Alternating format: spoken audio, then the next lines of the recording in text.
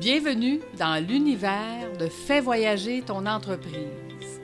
Je suis Lucie Bouchard, moi-même entrepreneur depuis plus de 30 ans et 20 ans dans le domaine financier spécialisé avec les entrepreneurs. Maintenant consultante et formatrice en développement des compétences, avec un bagage d'accompagnement de plus de 1000 clients dans les 2 dernières décennies, Fais voyager ton entreprise, le rendez-vous des entrepreneurs qui veulent passer à un autre niveau. J'aide les entrepreneurs à être plus performants et à l'évolution de leur gestion. Pour obtenir quoi? Beaucoup plus de liberté. Tu apprendras des stratégies qui te donneront le contrôle de ton entreprise et tu pourras prévoir d'avance quand tes objectifs seront atteints. Tu augmenteras ta rentabilité, ta profitabilité de stratégie en stratégie. Je suis administratrice agréée, planificatrice financière, assureur vie agréé et coach certifié. Dans mes valeurs, la plus importante est ma générosité qui me pousse à te partager mes nombreuses histoires à chaque semaine. Nous recevrons aussi d'autres entrepreneurs qui viendront à leur tour nous partager leurs défis, leurs bons coups, mais surtout leurs stratégies qui pourront t'aider à voyager toi aussi dans ton entreprise. Chaque semaine, c'est un rendez-vous. C'est avec plaisir que je partage trucs et astuces.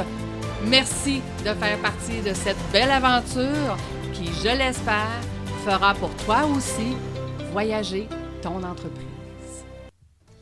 Bienvenue dans l'épisode numéro 16. La semaine dernière, je vous ai parlé de Jean-Michel et de sa vision d'entreprise et je vous ai annoncé que je vous parlerai des indicateurs de performance nécessaires pour évaluer son entreprise de l'extérieur. Mais cette semaine, j'ai révisé ma position et j'ai le goût de vous parler de « Je suis une princesse » numéro 2, la suite.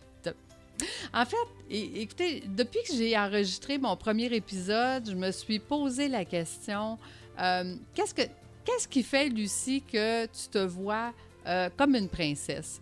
Et ça retourne au moment, ça va faire 10 ans bientôt que je connais mon conjoint, que nous sommes ensemble. Et quand j'ai connu mon conjoint, il faut comprendre que mon chum, c'est ce que moi j'appelle un steak blé de patate. C'est quelqu'un qui aime les choses, qui est très difficile en bouffe, mais pas compliqué. Je pourrais lui servir 7 steaks pendant 7 soirs, puis je pense qu'il serait heureux. Bon, évidemment que ce sera un steak de bœuf, un steak de porc, un steak de veau, un steak de bon. Mais tant qu'il y a de la viande dans son assiette, il est heureux. Donc, s'il y a des végétariens ou végétaliens qui m'écoutent, désolé, mon chum, c'est tout l'inverse. Lui, avec un steak, le sourire lui revient et l'énergie remonte. Donc, mais d'où vient le fait que je me sens comme une princesse?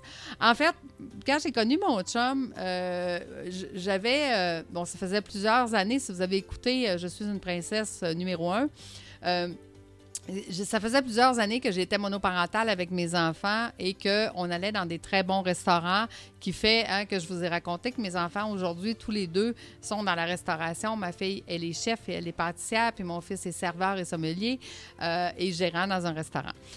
Donc, on s'est promené à travers les bons restaurants, puis on s'est promené aussi à travers les bons hôtels pour prendre des vacances, des vacances de luxe.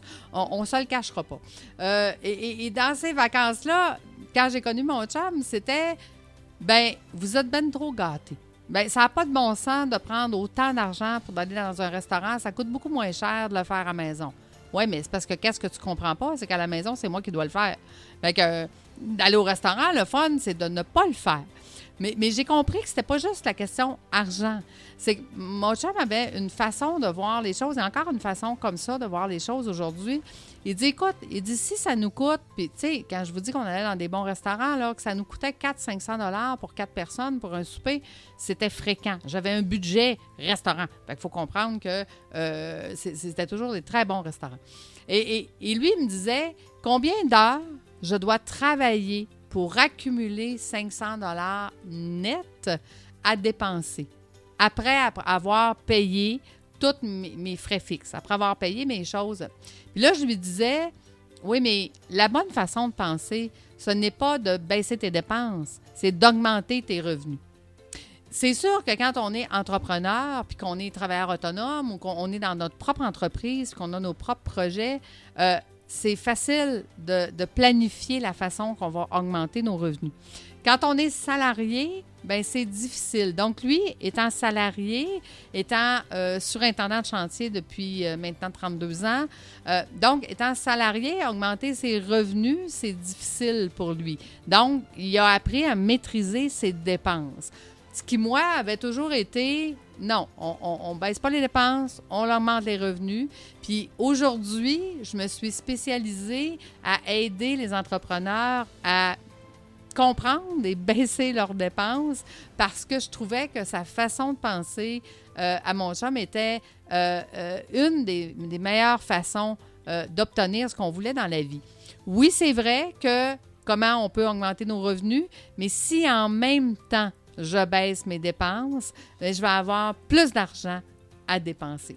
Vous savez, ce qui me motive aujourd'hui dans la vie, puis dans ma formation d'administrateur, je le dis fréquemment, je dis, écoutez, moi, mon objectif, c'est d'augmenter la richesse pour qu'elle soit redistribuée dans l'aide humanitaire. Puis de l'aide humanitaire au sens large. Ce qui fait que dans ma formation, je leur ai proposé une idée de fou qui est à la fin de la formation d'administrateur, on va aller passer une semaine VIP pour ceux qui veulent payer ce voyage. On va partir une semaine en format VIP. On va aller travailler sur notre entreprise. Donc, on va aller mettre en place les compétences qu'on vient d'apprendre. Et la dernière journée, on va faire de l'aide humanitaire.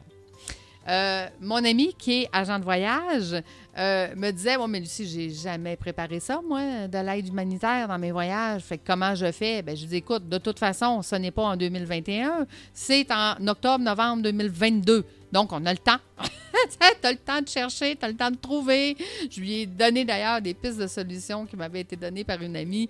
Donc, mais pourquoi c'est important pour moi? Parce que j'ai toujours considéré que les gens qui avaient beaucoup d'argent avaient le temps de pouvoir aider l'humanité. OK? Si vous regardez les grands millionnaires de ce monde qui font la différence, que ce soit de donner de l'eau potable aux gens défavorisés ou que ce soit d'amener de la nourriture aux gens qui en ont pas, ou que ce soit ici au Québec d'aider les petits déjeuners. Ou ça. Donc, tous les grands de ce monde qui ont beaucoup d'argent ont le temps de redonner à l'humanité. Donc, moi, je pense qu'en aidant les entrepreneurs à être plus rentables, bien, ils vont pouvoir eux aussi redonner à l'humanité, puis à l'humanité au sens large, que ce soit de la planète, que ce soit l'être humain, que ce soit les animaux, peu importe. Si on peut faire une petite goutte de différence qui va faire qu'ensemble, cette vague-là va avoir une certaine importance, c'est le fun à y penser. Donc, pour moi, d'être une princesse, c'est de maintenir ma philosophie de dire plus on augmente notre revenu, plus on augmente notre rentabilité et plus on pourra en redonner. Je ne peux pas donner ce que je n'ai pas. Et d'avoir vécu des endroits extraordinaires, d'avoir vécu des voyages à un autre niveau, des voyages où est-ce que tu es gâté tout au long du voyage, tu as des choses que les autres n'ont pas, tu as des endroits que les autres ne vont pas, tu as des coins de plage qui sont réservés pour toi que les autres n'ont pas le droit. D'avoir ces privilèges-là me fait apprécier le fait que je peux aider les entrepreneurs à avoir ça et à pouvoir avoir le temps de pouvoir redonner finalement eux aussi dans l'aide humanitaire qu'ils veulent bien épouser, qu'ils veulent bien aider. Donc, pour moi, d'être une princesse, c'est une façon de redonner, c'est une façon de pouvoir aider. Maintenant, aujourd'hui, ça fait 10 ans maintenant que je connais mon chum, puis je vous dirais que d'aller dans un restaurant, j'y vais parce que mon fils travaille là. Je vais manger des pâtisseries parce que ma fille travaille dans une pâtisserie. Ou ma fille va me faire à manger parce qu'elle est chef. Mais d'aller payer pour un restaurant que je n'ai pas de lien familial, il n'y a pas personne que je connais, je trouve ça de plus en plus difficile.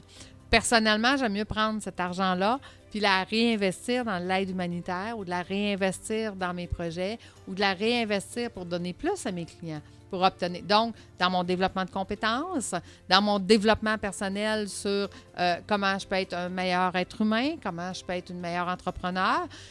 J'ai fait aujourd'hui une entrevue radio et l'entrevue disait que pour être un bon entrepreneur, pour avoir un entrepreneurship, bien, il faut déléguer ce qu'on trouve difficile et il faut continuer de développer notre zone de génie. Donc, il faut continuer de développer ce qui nous passionne parce qu'on va devenir encore meilleur, on va pouvoir aider les gens encore plus facilement, on va devenir l'expert dans le domaine et tout ce qu'on n'aime pas. Imaginez que tantôt, vous allez prendre 2 heures de votre temps pour faire une formation sur quelque chose que vous n'aimez pas. Bien, c'est que vous n'aurez pas l'intérêt, vous ne serez pas toutes là, ça ne vous tentera pas, vous allez l'apprendre mais vous ne l'appliquerez pas. Vous allez trouver le moyen pour le mettre dans votre pile numéro 3 de la pile de quelque chose que vous ne faites pas. Tandis que si vous prenez ces 2 heures-là pour continuer de développer votre zone de génie, votre compétence, imaginez qu'est-ce que ça peut faire comme effet, puis comment vous allez pouvoir appliquer cette nouvelle compétence-là avec vos clients. Vous savez, actuellement, je suis en train de développer plusieurs formations, donc je dois penser à qu'est-ce que j'ai dans la tête depuis les 30 dernières années, puis comment le déposer dans une formation pour que les gens puissent comprendre le cheminement et le travail. Puis je trouve ça extraordinaire parce que même moi, en regardant ce que j'écris ou en regardant ce que je connais, puis que je pose la question dans mes cohortes, de dire qu'est-ce que vous avez appris aujourd'hui, qu'est-ce que vous retenez de plus, puis là, ils me sortent des points, puis le point que moi j'ai retenu de ce que j'ai fait est différent du leur. Aujourd'hui, on parlait, exemple, dans ma formation, de comment on fait l'organisation, comment en tant qu'administrateur, comment on regarde l'organisation d'une entreprise. Et je demandais à mes participants, qu'est-ce que vous avez retenu aujourd'hui? Bon, bien, pour certains, c'était l'organisation, c'est que ça doit être fait de façon continue. On doit le faire pour le bien des employés. On doit amener aussi la diversification dans la façon de faire le travail. Donc, plein de choses comme ça. Puis moi, je leur disais, écoutez, en écrivant la formation pour vous la donner, ce que moi, j'ai retenu de ma propre formation, c'est que quand il y a des changements dans l'organisation, donc quand on a des nouveaux partenaires, des nouveaux associés, quand on décide de plus déléguer, on doit recommencer la formule de l'organisation. On doit recommencer l'organigramme, qui sera responsable, ça va être quoi le niveau de responsabilité, comment on peut déléguer, ça va être quoi leur zone à eux, où est-ce qu'ils pourront prendre des décisions, et ainsi de suite. Et c'est ça qui amène l'organisation à se réinventer, à avoir des innovations, à faire qu'ils vont faire plus d'argent. Donc, vous voyez, on peut avoir la même formation, on peut la créer et quand même ressortir avec des choses de « Hey, ça, quand je l'ai appris ou quand je l'ai fait ou quand je l'ai regardé pour la première fois, c'est pas ce point-là qui m'est sorti, mais aujourd'hui, c'est ce point-là qui me parle. » Donc, je trouve ça fascinant de voir que quand on travaille dans notre zone de génie, il y a des choses qui ressortent, puis il y a des choses qu'on comprend d'une autre façon parce qu'on vieillit, parce qu'on a de l'expérience, parce qu'on a l'expérience de nos clients, parce qu'on a une autre façon de voir les choses, une autre philosophie. C'est sûr que mon conjoint m'a appris à penser autrement, m'a appris à regarder les choses d'une autre façon, qui fait qu'aujourd'hui, je suis beaucoup plus complète.